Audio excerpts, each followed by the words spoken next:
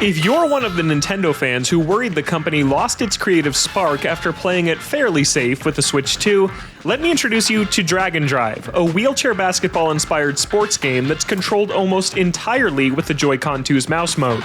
True, it's surprisingly drab in personality considering it comes from the company that's brought us some of the most iconic characters and worlds in gaming, but even after 20 years of playing every bizarre motion-controlled game from the Wii on down, I can safely say this is something I've never seen before. Perhaps more surprising to hear, I actually really like how Dragon Drive plays. I respect the ambition to try something entirely new, even though I recognize the result is definitely not going to be for everyone. But despite its surprisingly good gameplay, Dragon Drive is pretty disappointing in terms of the content outside of its 3-on-3 online matches, with a lack of variety and enticing unlockables you'd expect from a game like this.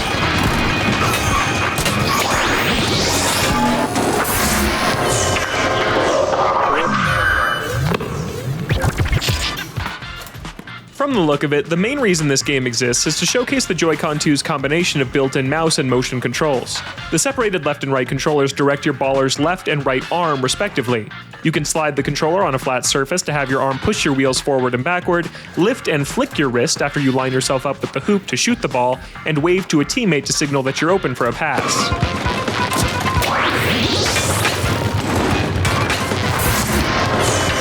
Dragon Drive plays like a more hardcore version of a game in the Wii Sports series. It's less pick up and play, with more advanced techniques to master and the added demand of constantly sliding your controllers around. If you hate Wii-era motion controls or any game that leaves your arms and wrists a little bit tired after extended play sessions, you should probably stay far away from this one.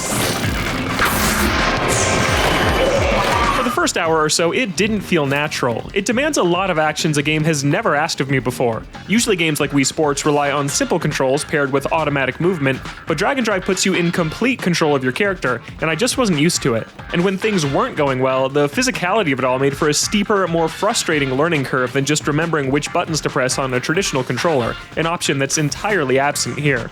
But as I practiced further, I started to really enjoy the way Dragon Drive plays. Once I absorbed the idea, I started comfortably gliding around the lone arena that combines a traditional basketball court with skate park elements, stealing the ball from opponents and then dunking it after doing a flip off a half pipe. Dragon Drive's skill ceiling feels surprisingly high, and I can see a hardcore group really latching onto its systems. The mid-match action is very polished as well, with rock-solid performance and cool haptic feedback where you can feel the click of your wheels in the controllers. It's generally very responsive too, if you have a proper surface to play on. That's a big if. Never before have I had to undergo so many wardrobe changes to figure out which pants were ideal to wear when playing a video game. Nintendo says you can use your legs for the mouse controls, but the results really vary depending on if I was wearing jeans, pajama bottoms, cotton sweatpants, or athletic shorts, which ended up working the best. Any texture, wrinkles, or folds impacted motion accuracy, and if I wasn't sitting with my legs perfectly flat like a tabletop, it sometimes wouldn't register that I was trying to move at all. It takes some work to achieve the best position to play, but once I found it, the controls did work significantly better than I expected. If you have the option though, don't use your lap. Dragon Drive easily worked the best when playing in my office on my desktop PC monitor, which is where I settled after finding that leaning over a living room coffee table wasn't comfortable enough either. I simply moved my keyboard aside and had the entire flat surface of my desk to slam the Joy-Con 2 on over and over. I will say, the idea of being this rough with controllers that keep going up in price made me feel a little uneasy. If you manage to get past those initial roadblocks, you can start learning some neat tricks to score bonus points. You can pull off a bunny hop as you shoot the ball to score an extra 1/10 of a point, which is a leap you perform by grabbing your wheels and lifting both controllers up in quick succession. A 540-degree turn that leads into a two-handed slam dunk is worth 0.4 extra points, and it's really satisfying trying to get an opening to pull off these risky advanced techniques. And I had multiple games come down to a fraction of a point difference. Defense is pretty fun too. You need to slam into a ball-handling opponent head-on to knock it loose, literally put your hands in the air to try and block a shot, or quickly snag a rebound to regain possession. I learned how important it is to hit the brakes to stop directly in front of an opponent and get up in their face. It accurately replicates the intensity and excitement of a close pickup game, with great moments like grabbing a rebound and driving all the way down to the court for an open three, or throwing up a last-second buzzer beater, complete with a dramatic slow-motion effect.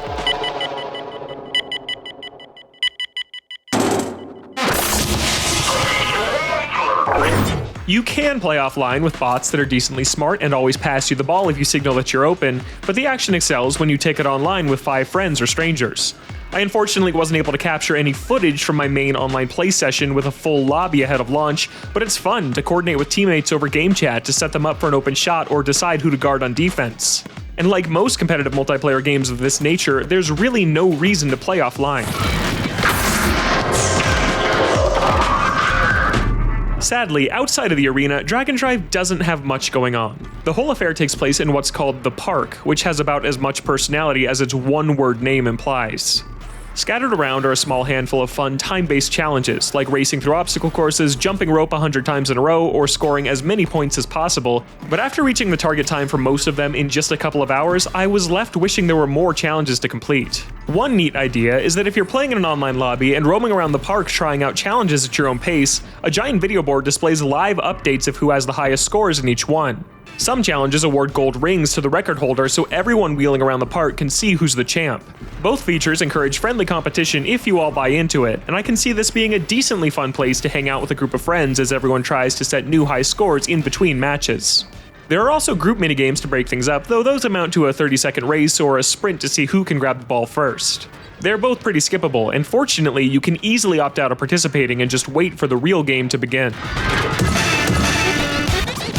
The big issue holding Dragon Drive back is that there's just not that much reason to do anything. Earning trophies by winning games and completing challenges unlocks new helmet designs for your character, but that's pretty much the only unlockable, and the customization options honestly aren't that exciting. There's no leveling up, no meaningful achievements, and nothing to work toward that makes me want to boot up Dragon Drive when I could be playing Mario Kart, Splatoon, or another competitive multiplayer game. I don't necessarily think a game needs this stuff to be fun, but after 10 hours, I'm skeptical I'll have much reason to come back outside of friend hangouts. And that's only if my friends put in the time to click with the gameplay like I have. Even things like a varied soundtrack, multiple court designs, or original characters with personalities like in ARMS and Splatoon would go a long way here, but instead it all just feels like the bare minimum. It's incredibly generic, and it's a shame that gameplay I genuinely like is wrapped in such a boring one-note package. That's not usually Nintendo's style. It also has to be said that it's ironic how, in a game that's clearly based on wheelchair basketball, there's no option to play with anything but these physically demanding motion controls, and the settings to adjust how they work are extremely limited. It's not exactly a poster child for accessibility in video games.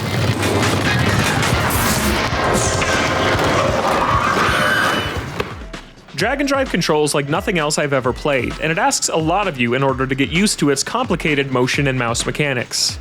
Obviously, if you don't like or literally can't use forced motion controls like this, then you should steer clear. But once I put in the time to get good, I really enjoyed the surprisingly deep fundamentals of Nintendo's unique take on wheelchair basketball.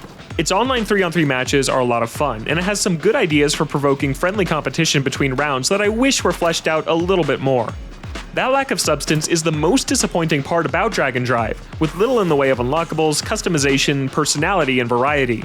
I imagine a hardcore group of fans could rally around it, because its movement is very cool and there is a ton of potential to discover in its exciting trick system, but with a high initial barrier to entry and not enough reasons to stick around for the long haul once you've cleared it, it's hard to see Dragon Drive establishing itself among an already crowded field of online multiplayer options. For more on Nintendo Switch 2, check out my reviews of Mario Kart World and the 10 out of 10 Donkey Kong Bonanza. And for everything else in the world of Nintendo, stick with IGN.